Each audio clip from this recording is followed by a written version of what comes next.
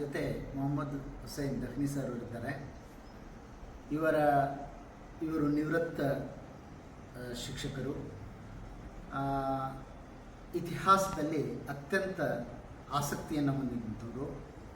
ಫಗು ಹಳಕಟ್ಟಿ ಸಂಶೋಧನಾ ಕೇಂದ್ರದಿಂದ ಪ್ರಕಟವಾದಂಥ ಆದಿಲ್ ಶಾಹಿ ಸಾಹಿತ್ಯದ 14 ಸಂಪುಟಗಳನ್ನು ಸಂಪೂರ್ಣವಾಗಿ ಓದಿಕೊಂಡು ಅದರ ಕುರಿತು ಅತ್ಯಂತ ನಿಖರವಾದ ಮಾಹಿತಿಯನ್ನು ಗ್ರಹಿಸಿದ್ದು ನನಗೆ ಅತ್ಯಂತ ಸಂತೋಷವನ್ನು ತಂದಿದೆ. ಆ ಕಾರಣಕ್ಕೆ ಇವತ್ತು ನಾನು ಅವರೊಂದಿಗೆ ಒಂದೆರಡು ವಿಷಯಗಳನ್ನು ಮಾತನಾಡುತ್ತಾ ತಮಗೆ ಅವರ ಪರಿಚಯವನ್ನು ನೀಡ ಬಯಸ್ತೇನೆ.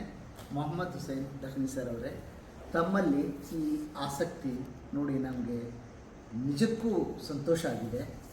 ಈ ಆದಿಲ್ ಶಾಹಿ ಸಾಹಿತ್ಯ 200 ವರ್ಷದವರೆಗೆ ಆದಿಲ್ ಶಾಹಿಗಳು ಬಿಜಾಪುರವನ್ನು ಆಳಿದ್ದಾರೆ. ಯೂಸುಫ್ ಆದಿಲ್ ಶಾಹಿಯಿಂದ ಹಿಡಿದು ಸಿಕಂದರ್ ಆದಿಲ್ ಶಾಹಿಯವರೆಗೆ ತಾವು ಓದಿದ್ದೀರಿ.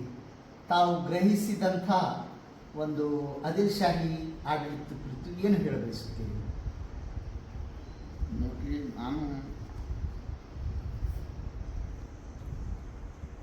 ಹೈಸ್ಕೂಲ್ ಶಿಕ್ಷಕನಾಗಿ ಆದ ನಂತರ ನನಗೇನದ ಇತಿಹಾಸದ ಬಗ್ಗೆ ಆಸಕ್ತಿ ಉಂಟಾಯಿತು.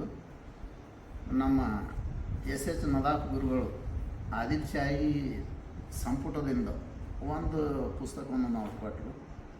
ಅದನ್ನು ನಾನು ಓದಿ ಅದರ ಬಗ್ಗೆ ಆಸಕ್ತಿ ಮೂಡಿಸಿಕೊಂಡ ನಂತರ ನಾನು ನೇರವಾಗಿ ಹಳಕಟ್ಟಿ ಸಂಶೋಧನಾ ಕೇಂದ್ರಕ್ಕೆ ಹೋಗಿ ನಮ್ಮ ವಿಡಿ ಐಹೊಳಿ ಗುರುಗಳಿಂದ ಅಲ್ಲಿ ಒಂದೊಂದಾಗಿ ನನಗೆ ಆಸಕ್ತಿ ಇರುವಂಥದ್ದು ನನಗೆ ಆದ್ಯತೆಯ ಮೇರೆಗೆ ನಾನು ಕೆಲವು ಸಂಪುಟಗಳನ್ನು ತಂದು ಓದಿದೆನು.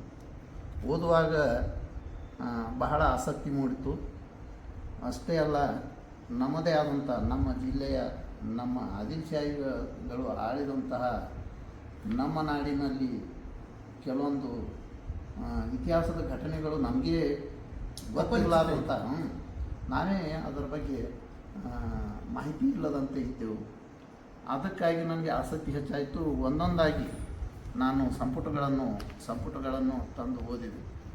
ಅಲ್ಲಿ ಓದುವುದು ಅಷ್ಟೇ ಅಲ್ಲ, ನಾನು ಪ್ರತಿಯೊಂದು ಸ್ವಾರಸ್ಯಕರ ವಾಕ್ಯಗಳಾಗಲಿ ಘಟನೆಗಳಾಗಲಿ ಅಲ್ಲಿ ಹಾಗೆ ನಾನು ಅಂಡರ್ಲೈನ್ ಅದರ ಕೆಳಗೆ ಗೆರೆ ಹಾಕುತ್ತಾ ಪ್ರತಿ ಒಂದೊಂದು ಸಂಪುಟವನ್ನು ಪೂರ್ಣಗೊಳಿಸಿದ ನಂತರ ಮತ್ತೊಂದನ್ನು ನಾನು ತರಲಿಕ್ಕೆ ಹೋಗ್ತಿದ್ದೆ. ಆವಾಗ ನಮ್ಮ ಐಹೊಳಿ ಗುರುಗಳು ಒಮ್ಮೆ ನೀವು ಎಲ್ಲ ಸಂಪುಟಗಳನ್ನು ಒಟ್ಟಿಗೆ ಒಯ್ಯಿರಿ, ತಮಗೂ ಸಹಿತ ರಿಯಾಯಿತಿ ಆಗ್ತದೆ, ಕಡಿಮೆ ಖರ್ಚಾಗ್ತದೆ.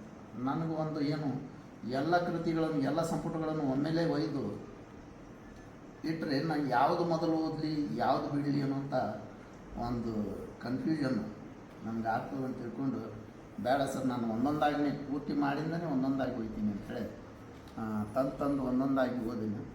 ಈಗಾಗಲೇ ಒಂದು 14 ಏಕಾಗ್ರ ಚಿತ್ತತೆಯಿಂದ ಪೂರ್ಣವನ್ನು ಗ್ರಹಿಸಿದೆ. ನಾನು ಎಲ್ಲನೂ ಮಾತು ಮತ್ತು ನನಗೆ ಯಾವುದೇ ರೀತಿಯಿಂದ ಅಡೆತಡೆ ವೀಕ್ನ ಮನೆಯಲ್ಲಿ ಯಾವ ತೊಂದರೆ ಏನು, ಹೌದು, ಚಿಕ್ಕ ಮಕ್ಕಳೂ ಏನಿಲ್ಲ. ಈಗ ವಿಶ್ರಾಂತ ಜೀವನ. ಹೀಗಾಗಿ ವಿಶ್ರಾಂತಿ ಜೀವನದ ನಿಜವಾಗಿ ಲಾಭ ತಗೊಂಡು ನನಗೆ ನೆಮ್ಮದಿನೂ ತಂತು. ಹೀಗಾಗಿ ಅದನ್ನೆಲ್ಲ ಸಂಗ್ರಹ ಮಾಡಿಕೊಂಡು ಇವೆಲ್ಲ 14 ಸಂಪುಟದಾಗ ಇಲ್ಲಿರುವ ಆಳಿದಂಥ ಯೂಸುಫ್ ಆದಿಲ್ ಶಾಹಿ ಹಿಡ್ಕೊಂಡು ನಮ್ಮ ಕೊನೆಯ ಅರಸ ಸಿಕಂದರ್ ಆದಿಲ್ ಶಾಹಿಯವರೆಗೆ ಅವು ಎಲ್ಲ ರಾಜರ ಇತಿಹಾಸದ ಒಂದು ಸಂಕ್ಷಿಪ್ತಗೊಳಿಸಿ ಅದನ್ನು ಸ್ವಲ್ಪ ಕಡಿಮೆ ಮಾಡಿ ಸಂಕ್ಷಿಪ್ತಗೊಳಿಸಿ ನನ್ನದೇ ಆದಂಥ ಒಂದು ನೋಟ್ಬುಕ್ದಲ್ಲಿ ಅಥವಾ ನನ್ನದೇ ಆದಂಥ ಒಂದು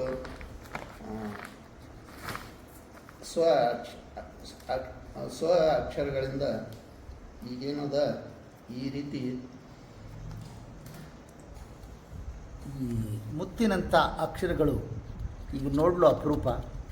ಅವರ ಆಸಕ್ತಿ, ಅವರ ಬರವಣಿಗೆ, ಬಹುಶಃ ಈ ಪ್ರಿಂಟ್ ಕೂಡ ನಾವು ಇಷ್ಟು ಚೆನ್ನಾಗಿ ಮಾಡಲಿಕ್ಕೆ ಸಾಧ್ಯ ಇಲ್ಲ ಅಂತ ಅನಿಸ್ತದೆ. ಆಮೇಲೆ ಪ್ರೂಫ್ ರೀಡಿಂಗ್ ಮಾಡುವ ಅವಶ್ಯಕತೆಯೇ ಇಲ್ಲ, ಯಾಕೆಂದರೆ ಅವರೇ ತಮ್ಮ ಸ್ವಹಸ್ತಾಕ್ಷರದಲ್ಲಿ ಬರೆದಿದ್ದಾರೆ. ಇದನ್ನು ಮತ್ತೆ ಇನ್ನಷ್ಟು ಆಸಕ್ತಿ ವಹಿಸಿ ಅವರು ಈ ನಕ್ಷೆಯನ್ನು ಮಾಡಿಕೊಂಡಿದ್ದಾರೆ. ಇಂಥ ಒಂದು ಕ್ರಿಯೇಟಿವಿಟಿ, ಇಂಥ ಒಂದು ಸೃಜನಶೀಲ ಮನಸ್ಸಿನ ವ್ಯಕ್ತಿಯನ್ನು ಇವತ್ತು ನಾವು ಪರಿಚಯ ಮಾಡ್ಕೊಳ್ತಾ ಇರೋದು ನಿಜಕ್ಕೂ ಅಪರೂಪದಲ್ಲಿ ಅಪರೂಪದವರು. ಇವರು ಬರೆದಂತಹ ಅಥವಾ ಅವರು ಆಸಕ್ತಿ ತೆಗೆದುಕೊಂಡು ಈ ಬೇರೆ ಬೇರೆ ಒಂದು ಶಾಹಿ, ಕೆಂಪು, ಹಸಿರು, ನೀಲಿ ಮತ್ತು ಈ ಕಪ್ಪು ಮಸಿಯಿಂದ ಅವರು ಅದೆಷ್ಟು ಚೆನ್ನಾಗಿ ಬರೆದಿದ್ದಾರೆ ಅಂದರೆ ಇದು ಆ ಒಂದು ಸಮತೋಲನ ಮನಸ್ಸು ಅಥವಾ ಸಮಚಿತ್ತತೆಯನ್ನು ನಮಗೆ ತೋರಿಸ್ತದೆ. ಇದರ ಜೊತೆಗೇ ಏಕಾಗ್ರಚಿತ್ತರಾಗಿ ಈ ಐತಿಹಾಸಿಕ ಒಂದು ಗ್ರಂಥಗಳ ಮೌಲಿಕತೆಯನ್ನು ಹೆಚ್ಚಿಸುವ ಮೌಲ್ಯಯುತವಾದಂತಹ ವಿಷಯ ಸಂಗ್ರಹವನ್ನು ಅವರು ಮಾಡಿದ್ದಾರೆ. ಇದೆಲ್ಲ ನಾವು ನಿಜಕ್ಕೂ ಎಷ್ಟು ಹೊಗಳಿದರೂ ಕೂಡ, ಎಷ್ಟು ಶ್ಲಾಘಿಸಿದರೂ ಕೂಡ ಕಡಿಮೆ ಅಂತ ನನಗನ್ನಿಸ್ತದೆ. ಇಂತಹ ಒಂದು ಅಪರೂಪದ ವ್ಯಕ್ತಿಗಳು ನಮ್ಮ ನಡುವೆ ಎಲೆಮರೆಯ ಕಾಯಿಯಂತೆ ಇದ್ದಾರೆ. ಅವರ ಪರಿಚಯವನ್ನು ಇವತ್ತು ನಿಮಗೆ ನಾವು ಮಾಡಿಕೊಡಲು ಅತೀವ ಸಂತೋಷವನ್ನು ಪಡ್ತಾ ಇದ್ದೇವೆ. ಸರ್, ತಮಗೆ ಆ ಅನುವಾದ ಗ್ರಂಥಗಳು ಹೇಗೆ ಅನಿಸಿದವು? ಅನುವಾದ ಹೇಗೆ ಅನಿಸ್ತು? ಕನ್ನಡದ ಅನುವಾದ ಚೆನ್ನಾಗಿ ಆಗಿದೆಯಾ? ಕನ್ನಡದ ಅನುವಾದ ಚೆನ್ನಾಗಿ ಆಗಿದೆ ಮತ್ತು ಪರಿಶ್ರಮ ಅದಕ್ಕೆ ಮಾಡಿದಂಥ ಪರಿಶ್ರಮ ಶ್ಲಾಘನೀಯ. ಯಾಕಂದರೆ ಐತಿಹಾಸಿಕ ಘಟನೆಗಳು ಇವು ಪಾರ್ಸಿ ಮತ್ತು ಯಾಕೆಂದರೆ ಪಾರ್ಸಿ ಮತ್ತು ಅರೇಬಿಕ್ ಮೂಲದಿಂದ ನಾವು ಕನ್ನಡಕ್ಕೆ ತರಬೇಕಾಗಿತ್ತು ಸರ್. ಅದನ್ನೆಲ್ಲ ಸಂಗ್ರಹಿಸಿ ಅದಕ್ಕೊಂದು ಅನುವಾದ ರೂಪ ತೂಕಬದ್ಧವಾಗಿ ಮತ್ತು ಕ್ರಮಬದ್ಧವಾಗಿ ಕೊಡಬೇಕಾದ್ರೆ ಅದು ಸಾಮಾನ್ಯ ಕೆಲಸ ಅಲ್ಲ. ಒಟ್ಟಾರೆ ಈ ಆದಿಲ್ ಶಾಹಿ ಇತಿಹಾಸ ಅಥವಾ ಸಾಹಿತ್ಯ ಅಂದರೆ ಆದಿಲ್ ಶಾಹಿ ಸಾಹಿತ್ಯದ ಒಂದು ಸಂಗ್ರಹ ಅದ್ಭುತವಾದ ಕೆಲಸ ಇದೆ.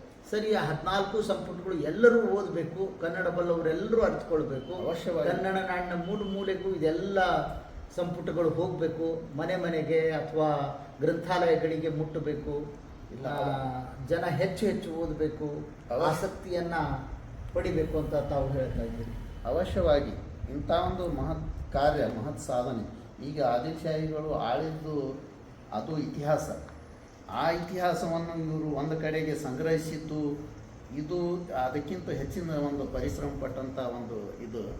ಇಂಥದನ್ನು ನಾವು ನಮ್ಮದೇ ಇತಿಹಾಸವನ್ನು ನಾವು ತಿಳಿದುಕೊಳ್ಳಿಲ್ಲ ಅಂದ್ರೆ ಇದು ನಮ್ಗೆ, ನಾವು ಯಾವ ನೆಲದಲ್ಲಿ ಬಾಳ್ತಾ ಇದ್ದೇವೆ, ಯಾವ ನೆಲದಲ್ಲಿ ನಾವು ಹುಟ್ಟಿ ಬೆಳೆದಿದ್ದೇವೆ, ಆ ನೆಲದ ಕುರಿತು ನಾವು ಅರಿತುಕೊಳ್ಳೋದು ಆದ್ಯ ಕರ್ತವ್ಯ. ಅದು ನಮ್ಮ ಮೂಲ ಕರ್ತವ್ಯ. ಅದು ಸಹಿತ ಅದನ್ನು ನಾವು ತಿಳ್ಕೊಂಡಾಗಲೇ ನಮ್ಗೆ ಅದರ ಸಾರ್ಥಕತೆ ಅರ್ಥವಾಗಿ. ಆಮೇಲೆ ಇನ್ನೂ ಒಂದು ಸರ್, ಇತಿಹಾಸ ಅನ್ನೋದು ತುಂಬ ರೋಮಾಂಚನ ಆಗಿರ್ತದೆ, ತುಂಬ ರೋಚಕ ಆಗಿರ್ತದೆ.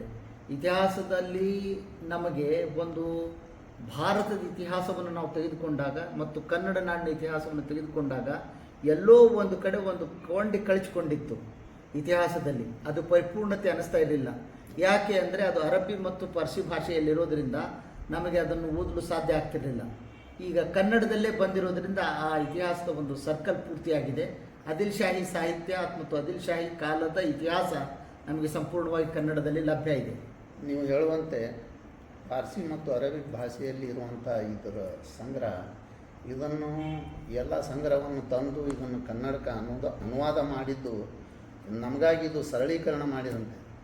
ನಮ್ಮದೇ ಆದಂಥ ಭಾಷೆಯಲ್ಲಿ ನಾವು ಇದನ್ನು ಅಧ್ಯಯನ ಮಾಡಿ ತಿಳ್ಕೊಂಡು ಇತಿಹಾಸವನ್ನು ತಿಳ್ಕೊಂಡ್ರೆ ಮತ್ತು ನಮ್ಮ ಇದರ ಬಗ್ಗೆ ಮಾತನಾಡಲಿಕ್ಕಾಗಲಿ ಅಥವಾ ನಮ್ಮ ಪರಂಪರೆ, ನಮ್ಮ ಸಂಸ್ಕೃತಿ, ನಮ್ಮ ಒಂದು ಆಧಾರ ಗ್ರಂಥಗಳಾಗಿ ನಾವು ಇಟ್ಕೊಂಡು ಆಧಾರ ಸಹಿತವಾಗಿ ನಾವು ಇತಿಹಾಸವನ್ನು ಅಧ್ಯಯನ ಮಾಡಬೇಕು ಮತ್ತು ಅದನ್ನು ನಾವು ಮಾತನಾಡುವಾಗ ಕೂಡ ಆಧಾರ ಸಹಿತವಾಗಿ ಹೇಳಬೇಕಾಗುತ್ತದೆ, ನಿಖರವಾದಂಥ ಮಾಹಿತಿ. ಅದಕ್ಕಾಗಿ ಇದೆಲ್ಲ ಆದಿಲ್ ಶಾಹಿ ಸಾಹಿತ್ಯದಲ್ಲ. ಆದಿಲ್ ಶಾಹಿ ಅಷ್ಟೇ ಅಲ್ಲ, ಇಲ್ಲಿ ಬರುವಂಥ ಬಹಮನಿ ಸುಲ್ತಾನ್ರು, ನಿಜಾಮ್ ಶಾಹಿಗಳು ಎಲ್ಲ ಸಮಗ್ರ ಮಾಹಿತಿ ಇಲ್ಲಿದೆ. ಹೌದು, ನಾವು ಎಲ್ಲವನ್ನು ಓದುತ್ತಾ ಹೋದಂತೆಲ್ಲ ಇದು ಇತಿಹಾಸ ಅಲ್ಲ, ಪತ್ತೇದಾರಿ ಕಾದಂಬರಿಗಿಂತಲೂ ರೋಮಾಂಚನಕಾರಿ ಆಸಕ್ತಿದಾಯಕ ಘಟನೆಗಳು ಅದಾವೆ. ಸತ್ಯ ಘಟನೆಗಳು. ಅದನ್ನೆಲ್ಲ ಓದುತ್ತಾ ಹೋದಂತೆಲ್ಲ ಆಸಕ್ತಿ ತಾನೇ ಬರ್ತದೆ. ಅದಕ್ಕಾಗಿ ಇಂಥ ಒಂದು ಮಹಾನ್ ಕೆಲಸ ಮಾಡಿದ್ದಕ್ಕೆ ಸಾರ್ಥಕತೆ ಬರಬೇಕಾದ್ರೆ ನಮ್ಮ ಕನ್ನಡ ನಾಡಿನ ತುಂಬ ಇದು ಏನದ ಕನ್ನಡದಲ್ಲಿ ಆದಂಥ ಈ ಸಾಧನೆಯನ್ನು ಇವು ಎಲ್ಲ ಸಂಪುಟಗಳನ್ನು ಪ್ರತಿಯೊಬ್ಬ ಕನ್ನಡಿಗನು ಓದಬೇಕು ಮತ್ತು ತಿಳ್ಕೊಳ್ಳಬೇಕು. ಇತಿಹಾಸ ಮತ್ತು ಚರಿತ್ರೆ ಅರಿಯಲಾರದವ ಚರಿತ್ರೆಯನ್ನು ನಿರ್ಮಿಸಲಾರ ಸಾಧ್ಯನೇ ಇಲ್ಲ. ಇತಿಹಾಸ ಮತ್ತು ಚರಿತ್ರೆಯನ್ನು ಅರಿಯಲಾರದವನು ಚರಿತ್ರೆಯನ್ನು ನಿರ್ಮಿಸಲಾರ. ಇತಿಹಾಸವನ್ನು ಎಲ್ಲರೂ ಓದಬೇಕು. ಅದಕ್ಕಾಗಿ ಎಲ್ಲರೂ ಓದಬೇಕು. ಬದುಕು ಹೀಗೆ ಹೋಗುತ್ತದೆ, ಆದರೆ ಅರಿತು ಬದುಕಬೇಕು ನಾವು. ಹೀಗೆ ಬದುಕನ್ನು ಹೀಗೆ ಅರ್ಥೈಸ್ಬೇಕು. ನಾವು ಸರ್, ನಿಮ್ಮ ಮುತ್ತಿನಂಥ ಅಕ್ಷರಗಳಿಗೆ ಮತ್ತೊಮ್ಮೆ ಅಭಿನಂದನೆಗಳು ಮತ್ತು ನಿಮ್ಮ ಆಸಕ್ತಿಗೆ ಮತ್ತು ಬೇರೆಯವರಿಗೆ ನೀವು ಆಸಕ್ತಿ ಹುಟ್ಟಿಸುವುದಕ್ಕಾಗಿ ಈ ಎಲ್ಲ 14 ಸಂಪುಟಗಳನ್ನು ಓದುವುದಕ್ಕಾಗಿ ಎಲ್ಲರೊಂದಿಗೆ ನಾವು ನಮ್ರರಾಗಿ ವಿನಂತಿಸಿಕೊಳ್ತಾ ಈ ಕಾರ್ಯಕ್ರಮಕ್ಕೆ ಅಂತ್ಯ ಆಗುತ್ತೇನೆ. ಧನ್ಯವಾದಗಳು.